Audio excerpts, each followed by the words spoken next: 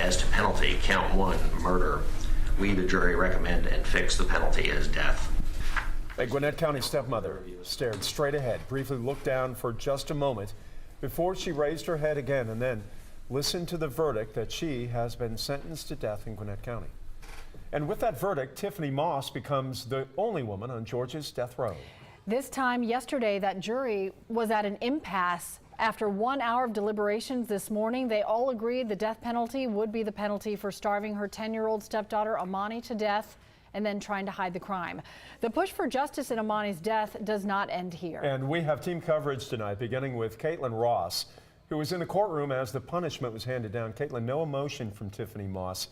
Any reaction from anyone else who happened to be in the court at the time? Amani's grandmother breathed out very slowly after the verdict was read. She actually looked relieved. She was sitting right next to Amani's 4th grade teacher in the courtroom, and as they walked out, they both said justice had been served. Moss's execution is set for between June 7th and June 14th. That's just 38 days from today. A lot of you on our Facebook page were asking why it's happening so fast. Legally, the judge doesn't have a lot of wiggle room.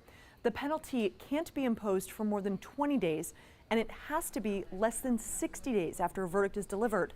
Typically in other death row cases, the execution gets pushed back because of the appeals process. But Moss is representing herself and didn't really say anything during the trial. So it's unclear if she'll even file an appeal on her own behalf. Gwinnett County District Attorney Danny Porter says it's all up to her. She still has to say. She can file an appeal herself. She can decline to file an appeal.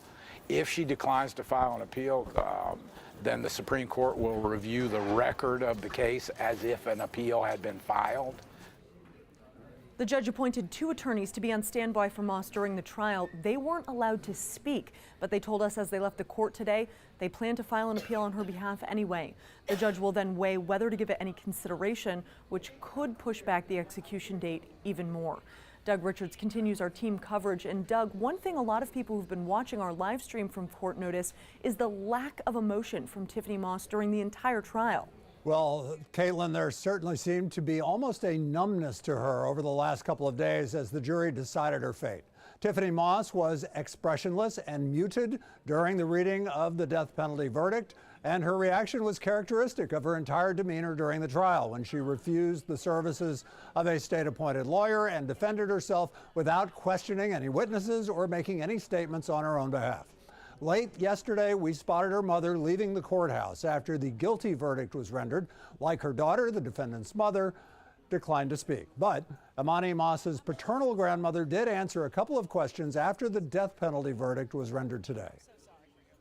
I just leave it all to God, and He takes care of it all for me. Are you pleased with the verdict? Yes. Do you think Imani got justice? Absolutely. Robin Moss is the woman who sued the State Department of Family and Children Services for overlooking the abuse of Amani Moss. She had tried to get custody of the child, but the state returned her to her father and stepmother who killed her. We'll have more on that at 6.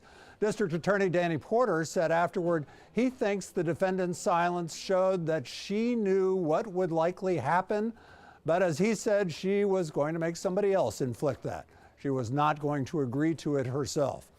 Had she done so, she could have accepted a plea deal to serve life in prison without parole, an offer that was on the table until the jury that she insisted on having decide her fate was seated, Jeff.